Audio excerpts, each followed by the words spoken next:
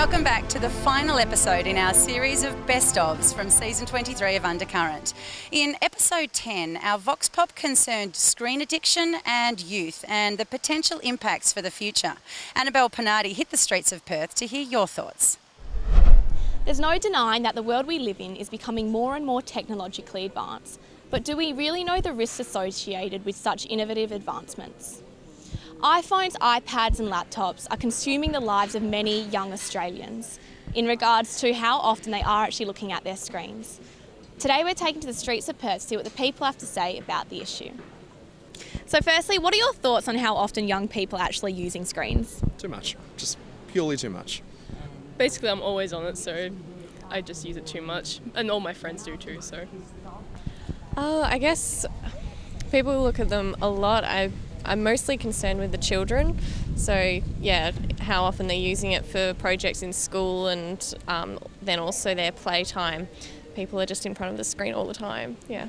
I guess probably too much, because it can interfere with relationships. Like if you go out with your friends and people are on their phone, it's like posting videos or whatever of them having a good time, but then you're not really involved in the moment, so it's like, I would say too much, but also it's necessary for a lot of things. I'm not against screens. And what are your thoughts on laptops and iPads actually becoming compulsory in primary schools actually? They're useful because it's easier having a laptop or an iPad with all the world's information on it instead of relying on a library that doesn't necessarily have what you need, and it updates minutely. So. And it's useful for kids who have like writing disabilities, and if their wrists get too sore then it's just typing and they're going to have a break. I really hate that if it comes to happen, yeah. Being compulsory, I think kids need to learn to work with paper and to think differently. Yeah, otherwise we'll all just be locked into a little box. Yeah, I don't know. I went to a Steiner school, so there was like no screens, like no TV at home even. So I was like the opposite, like raised differently, but I'm not like against them, because I guess there's a lot of programs that are really designed for kids to be interactive and like activate the right learning things in your brain. But I guess like compulsory, it depends if it's getting bought for people, because like if you don't have enough money to buy the stuff in the first place, and that can be like, I don't know, isolation. And where do you think the future is actually heading in regards to technology? Do you think it will just become even more a bigger thing? I feel like having a screen always visible might be a thing, whether it's something we're constantly pulling up and having a look at. Like if you're looking at the Google Glass stuff from a couple of years ago, they had sort of always open bits of information, but you don't really have to take something out and have a look at it per se. No, but just tomorrow it's going to be even more advanced. There's no way of going back now. Yeah, no, it's fine. I think how it is.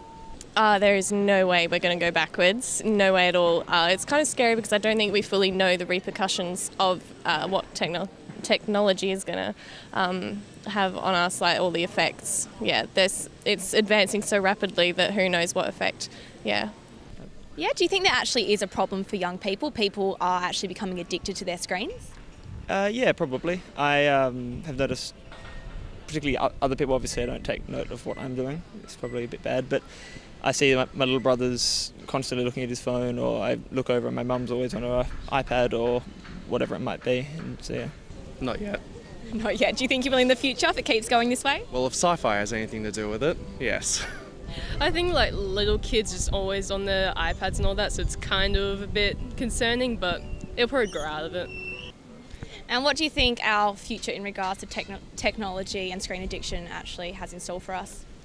Well, I think it's probably just like we're just going to become more involved with that technology, definitely, and it's going to become more ingrained as like everyday parts of your life. I think, yeah, it's just about managing it and like making sure that you have time off it, because then you can, I don't know, smell the wind. Thank you for watching. I'm Annabelle Pinardi reporting for Undercurrent. And in our final story for tonight, we go back to season 23, episode 1, with the launch of the Comedy Lounge in the centre of the Perth CBD. Angela Albuquerque attended the event and spoke with the organisers, owners and comedians about the event, the venue and everything comedy. Here we are in the centre of Perth for a new venue called the Comedy Lounge.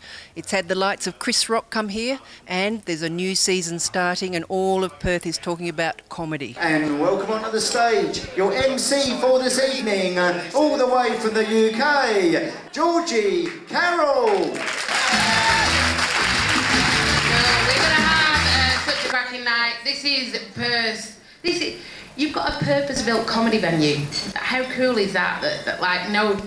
There's only Sydney, I think, apart from you guys that have got that. That's John McAllister. Give him a round of applause.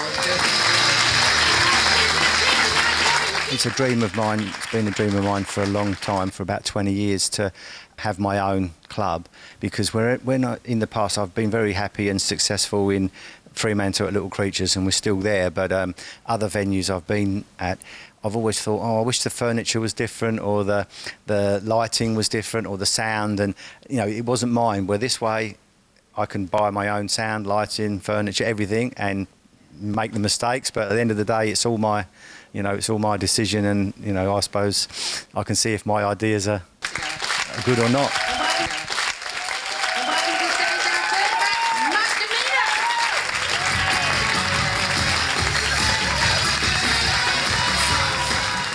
Here we are with Nat, and he's the first act tonight. I like to touch on a lot of things, talk about me personally, funny stuff that's happened to me, make fun of myself, make fun of other people. My mother is a first-generation immigrant, so she's biologically designed to not support me in my dreams, right? And she doesn't get why I do this, and she also doesn't get why people go to watch comedy either. I'm like, I don't know, maybe they want to be happy. I'm a people pleaser. I like to have a little something for everyone. Okay, my name is Brent, formerly known as Brent, now known as Brent the Intergalactic Sojourner. Just basically my journey through life has been unusual at best, traumatic at worst. I guess my comedy is a little bit erratic, more storytelling, a little bit of movies, a bit of action, a bit of sounds. That was until I broke my back, so things toned down a little bit after that, but I'm back. I don't know if anyone here has ever exercised before. It gets to a point where you can't breathe properly, and the sweat drips in your eyes and it burns. You just want to go home and cry. And then I realised the sound of my boobs hitting, it kind of sounded like someone clapping me on. And it hell worked, it inspired me. I was like, yeah, titties, you're right.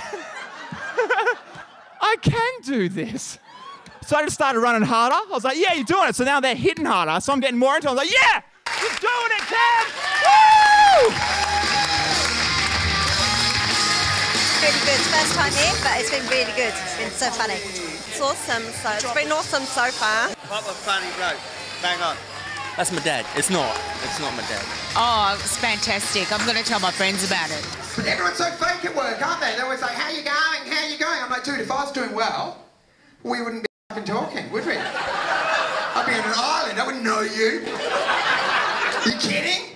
I don't want to know you. They're always lying. I love my job. I love my job. I love putting bits of paper in this file where my dreams should have been. I love that. I love being away from my family all week and just putting my head to the desk to try and hear the sound of the ocean. I love it. Anyway, you guys have been great. Thank you very much. I'm going to show you how cold it is in England at the moment. You just look at my arm. See that big lump thing? See that? Now, ma'am, can you just feel that lump for me? It's one of my balls. That's it. Oh, it's the greatest feeling in the world to make people laugh. That's what it's all about. My comedy is like what they call a laugh-a-minute comedian, so I have to make them laugh all the time. I can't. I'm sort of short. Boom, boom, boom, boom, boom, boom. That's the way I work.